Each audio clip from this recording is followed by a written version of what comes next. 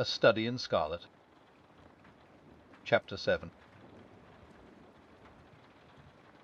Light in the darkness.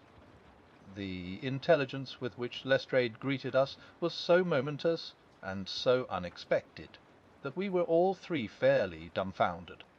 Gregson sprang out of his chair and upset the remainder of his whisky and water. I stared in silence at Sherlock Holmes, whose lips were compressed and his brows drawn down over his eyes. "Stangerson too," he muttered. "The plot thickens." "It was quite thick enough before," grumbled Lestrade, taking a chair. I seemed to have dropped into a sort of council of war. Are you sure of this piece of intelligence?" stammered Gregson. "I have just come from his room," said Lestrade. I was the first to discover what had occurred. "We have been hearing Gregson's view of the matter," Holmes observed. "Would you mind letting us know what you have seen and done?"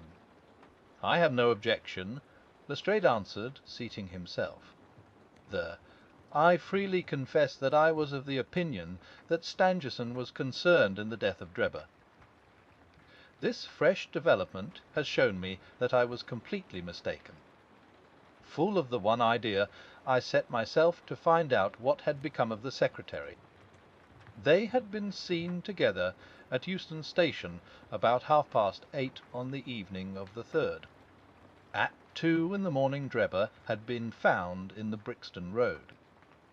The question which confronted me was to find out how Stangerson had been employed between 8:30 and the time of the crime, and what had become of him afterwards. I telegraphed to Liverpool, giving a description of the man, and warning them to keep a watch upon the American boats. I then set to work calling upon all the hotels and lodging houses in the vicinity of Euston. You see, I argued that if Drebber and his companion had become separated, the natural course for the latter would be to put up somewhere in the vicinity for the night, and then to hang about the station again next morning. They would be likely to agree on some meeting place beforehand, remarked Holmes. So it proved. I spent the whole of yesterday evening in making inquiries entirely without avail. This morning I began very early, and at 8 o'clock I reached Halliday's private hotel in Little George Street. On my inquiry as to whether a Mr. Stangerson was living there, they at once answered me in the affirmative. "No doubt you're the gentleman whom he was expecting," they said. "He has been waiting for a gentleman for 2 days." "Where is he now?" I asked. "He is upstairs in bed." "He wished to be called at 9. "I will go up and see him at once," I said. It seemed to me that my sudden appearance might shake his nerves and lead him to say something unguarded. The boots volunteered to show me the room. It was on the 2nd floor, and there was a small corridor leading up to it. The boots pointed out the door to me, and was about to go downstairs again, when I saw something that made me feel sickish, in spite of my 20 years' experience. From under the door there curled a little ribbon of blood, which had meandered across the passage and formed a little pool along the skirting at the other side. I gave a cry, which brought the boots back. He nearly fainted when he saw it.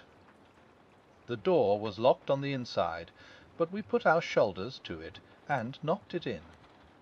The window of the room was open, and beside the window, all huddled up, lay the body of a man in his night-dress. He was quite dead, and had been for some time, for his limbs were rigid and cold.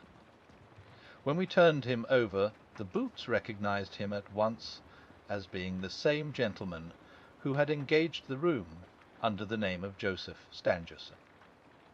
The cause of death was a deep stab in the left side, which must have penetrated the heart. And now comes the strangest part of the affair. What do you suppose was above the murdered man? I felt a creeping of the flesh, and a presentiment of coming horror even before Sherlock Holmes answered. "The word Rach, written in letters of blood," he said.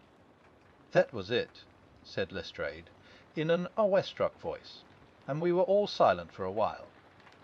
There was something so methodical and so incomprehensible about the deeds of this unknown assassin that it imparted a fresh ghastliness to his crimes. My nerves, which were steady enough on the field of battle, tingled as I thought of it. "The man was seen," continued Lestrade. A milk boy, passing on his way to the dairy, happened to walk down the lane which leads from the mews at the back of the hotel. He noticed that a ladder, which usually lay there, was raised against one of the windows of the second floor, which was wide open. After passing, he looked back and saw a man descend the ladder. He came down so quietly and openly that the boy imagined him to be some carpenter or joiner at work in the hotel. He took no particular notice of him, beyond thinking in his own mind that it was early for him to be at work. He has an impression that the man was tall, had a reddish face, and was dressed in a long brownish coat. He must have stayed in the room some little time after the murder, for we found blood-stained water in the basin, where he had washed his hands, and marks on the sheets where he had deliberately wiped his knife. I glanced at Holmes on hearing the description of the murderer, which tallied so exactly with his own. There was, however, no trace of exultation or satisfaction upon his face. "Did you find nothing in the room which could furnish a clue to the murder?" he asked. "Nothing." Stangerson had Drebber's purse in his pocket, but it seems that this was usual, as he did all the paying. There was £80 in it, but nothing had been taken. Whatever the motives of these extraordinary crimes, robbery is certainly not one of them. There were no papers or memoranda in the murdered man's pocket, except a single telegram, dated from Cleveland about a month ago, and containing the words, "J.H. is in Europe." There was no name appended to this message. And there was nothing else. Holmes asked. Nothing of any importance. The man's novel, with which he had read himself to sleep, was lying upon the bed, and his pipe was on a chair beside him. There was a glass of water on the table, and on the window-sill a small chip ointment box containing a couple of pills. Sherlock Holmes sprang from his chair with an exclamation of delight. "The last link," he cried exultantly. "My case is complete." The two detectives stared at him in amazement. "I have now in my hands," my companion said confidently, "all the threads which have formed such a tangle. There are, of course, details to be filled in, but I am as certain of all the main facts from the time that Drebber parted from Stangerson at the station, up to the discovery of the body of the latter, as if I had seen them with my own eyes. I will give you a proof of my knowledge. Could you lay your hand upon those pills?" "I have them," said Lestrade, producing a small white box. "I took them and the purse and the telegram, intending to have them put in a place of safety at the police station. It was the merest chance my taking these pills, for I am bound to say that I do not attach any importance to them." "Give them here," said Holmes. "No, doctor," turning to me, "are those ordinary pills?" They certainly were not. They were of a pearly grey colour, small, round, and almost transparent against the light. From their lightness and transparency, I should imagine that they are soluble in water, I remarked.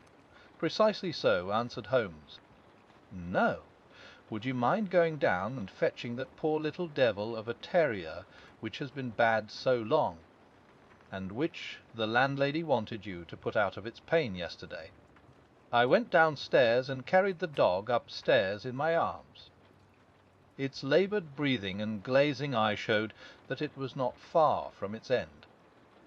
Indeed, its snow-white muzzle proclaimed that it had already exceeded the usual term of canine existence. I placed it upon a cushion on the rug. "I will now cut one of these pills in two," said Holmes, and drawing his penknife he suited the action to the word. "One half we return into the box for future purposes.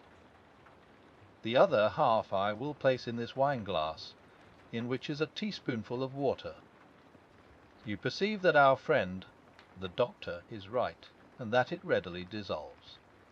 "This may be very interesting," said Lestrade, in the injured tone of one who suspects that he is being laughed at. "I cannot see, however, what it has to do with the death of Mr. Joseph Stangerson. Patience, my friend, patience. You will find in time that it has everything to do with it.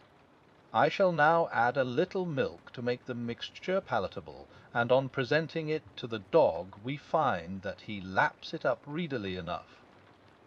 As he spoke he turned the contents of the wine glass into a saucer and placed it in front of the terrier, who speedily licked it dry. Sherlock Holmes' earnest demeanour had so far convinced us that we all sat in silence, watching the animal intently and expecting some startling effect. None such appeared, however. The dog continued to lie stretched upon the cushion, breathing in a laboured way, but apparently neither the better nor the worse for its draught. Holmes had taken out his watch, and as minute followed minute without result, an expression of the utmost chagrin and disappointment appeared upon his features. He gnawed his lip, drummed his fingers upon the table, and showed every other symptom of acute impatience. So great was his emotion that I felt sincerely sorry for him, while the two detectives smiled derisively, by no means displeased at this check which he had met. "It can't be a coincidence," he cried, at last springing from his chair and pacing wildly up and down the room. "It is impossible that it should be a mere coincidence. The very pills which I suspected in the case of Drebber are actually found after the death of Stangerson. And yet they are inert. What can it mean? Surely my whole chain of reasoning cannot have been false. It is impossible. And yet this wretched dog is none the worse. Ah, I have it! I have it!" With a perfect shriek of delight he rushed to the box, cut the other pill in two, dissolved it, added milk, and presented it to the terrier.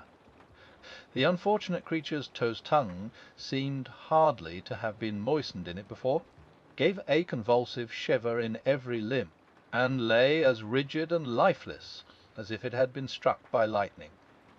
Sherlock Holmes drew a long breath and wiped the perspiration from his forehead. "I should have more faith," he said. "I ought to know by this time that when a fact appears to be opposed to a long train of deductions, it invariably proves to be capable of bearing some other interpretation. Of the two pills in that box, one was of the most deadly poison, and the other was entirely harmless. I ought to have known that before ever I saw the box at all." This last statement appeared to me to be so startling that I could hardly believe that he was in his sober senses. There was the dead dog, however, to prove that his conjecture had been correct. It seemed to me that the mists in my own mind were gradually clearing away, and I began to have a dim, vague perception of the truth. "All this seems strange to you," continued Holmes, "because you failed at the beginning of the inquiry to grasp the importance of the single real clue which was presented to you. I had the good fortune to seize upon that, and everything which has occurred since then has served to confirm my original supposition, and, indeed, was the logical sequence of it. Hence things which have perplexed you and made the case more obscure have served to enlighten me and to strengthen my conclusions. It is a mistake to confound strangeness with mystery." The most commonplace crime is often the most mysterious, because it presents no new or special features from which deductions may be drawn. This murder would have been infinitely more difficult to unravel had the body of the victim been simply found lying in the roadway without any of those outr and sensational accompaniments which have rendered it remarkable. These strange details, far from making the case more difficult, have really had the effect of making it less so. Mr. Gregson, who had listened to this address with considerable impatience, could contain himself no longer. "Look here, Mr. Sherlock Holmes," he said, "we are all ready to acknowledge that you are a smart man, and that you have your own methods of working. We want something more than mere theory and preaching now, though. It is a case of taking the man. I have made my case out, and it seems I was wrong. Young Charpentier could not have been engaged in this second affair. Lestrade went after his man, Stangerson, and it appears that he was wrong too. You have thrown out hints here and hints there, and seem to know more than we do. But the time has come when we feel that we have a right to ask you straight how much you do know of the business. Can you name the man who did it?" "I cannot help feeling that Gregson is right, sir," remarked Lestrade. "We have both tried, and we have both failed. You have remarked more than once, since I have been in the room, that you had all the evidence which you require. Surely you will not withhold it any longer. Any delay in arresting the assassin, I observed, might give him time to perpetrate some fresh atrocity." Thus pressed by us all, Holmes showed signs of irresolution. He continued to walk up and down the room with his head sunk on his chest and his brows drawn down, as was his habit when lost in thought. "There will be no more murders," he said at last, stopping abruptly and facing us. "You can put that consideration out of the question. You have asked me if I know the name of the assassin. I do. The mere knowing of his name is a small thing, however, compared with the power of laying our hands upon him. This I expect very shortly to do. I have good hopes of managing it through my own arrangements, but it is a thing which needs delicate handling, for we have a shrewd and desperate man to deal with, who is supported, as I have had occasion to prove, by another who is as clever as himself. As long as this man has no idea that anyone can have a clue, there is some chance of securing him. But if he had the slightest suspicion, he would change his name, and vanish in an instant among the 4,000,000 inhabitants of this great city. Without meaning to hurt either of your feelings, I am bound to say that I consider these men to be more than a match for the official force, and that is why I have not asked your assistance. If I fail, I shall, of course, incur all the blame due to this omission, but that I am prepared for. At present I am ready to promise that the instant that I can communicate with you without endangering my own combinations, I shall do so. Gregson and Lestrade seem to be far from satisfied by this assurance, or by the depreciating allusion to the detective police. The former had flushed up to the roots of his flaxen hair, while the other's beady eyes glistened with curiosity and resentment. Neither of them had time to speak, however, before there was a tap at the door, and the spokesman of the street Arabs, young Wiggins, introduced his insignificant and unsavoury person. "Please, sir," he said, touching his forelock, "I have the cab downstairs." "Good boy," said Holmes blandly. "Why don't you introduce this pattern at Scotland Yard?" he continued, taking a pair of steel handcuffs from a drawer. "See how beautifully the spring works. They fasten in an instant." "The old pattern is good enough," remarked Lestrade, "if we can only find the man to put them on." "Very good, very good," said Holmes, smiling. The cabman may as well help me with my boxes. Just ask him to step up Wiggins." I was surprised to find my companion speaking as though he were about to set out on a journey, since he had not said anything to me about it. There was a small portmanteau in the room, and this he pulled out and began to strap. He was busily engaged at it when the cabman entered the room. "Just give me a help with this buckle, cabman," he said, kneeling over his task and never turning his head. The fellow came forward with a somewhat sullen, defiant air, and put down his hands to assist. At that instant there was a sharp click, the jangling of metal, and Sherlock Holmes sprang to his feet again. "Gentlemen," he cried, with flashing eyes, "let me introduce you to Mr. Jefferson Hope, the murderer of Enoch Drebber and of Joseph Stangerson." The whole thing occurred in a moment, so quickly that I had no time to realize it. I have a vivid recollection of that instant, of Homer's triumphant expression and the ring of his voice, of the cabman's dazed, savage face, as he glared at the glittering handcuffs which had appeared as if by magic upon his wrists. For a second or two we might have been a group of statues. Then, with an inarticulate roar of fury, the prisoner wrenched himself free from Holmes's grasp and hurled himself through the window. Woodwork and glass gave way before him, but before he got quite through, Gregson, Lestrade, and Holmes sprang upon him like so many stag-hounds. He was dragged back into the room, and then commenced a terrific conflict. So powerful and so fierce was he that the four of us were shaken off again and again. He appeared to have the convulsive strength of a man in an epileptic fit. His face and hands were terribly mangled by his passage through the glass, but loss of blood had no effect in diminishing his resistance.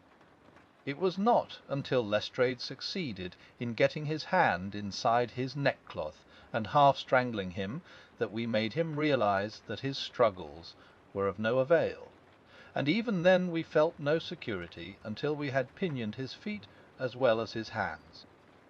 That done, we rose to our feet, breathless and panting. "I have his cab," said Sherlock Holmes. "It will serve to take him to Scotland Yard. And now, gentlemen," he continued with a pleasant smile, "we have reached the end of our little mystery. You are very welcome to put any questions that you like to me now, and there is no danger that I will refuse to answer them." Part 2. Ko tio io f science.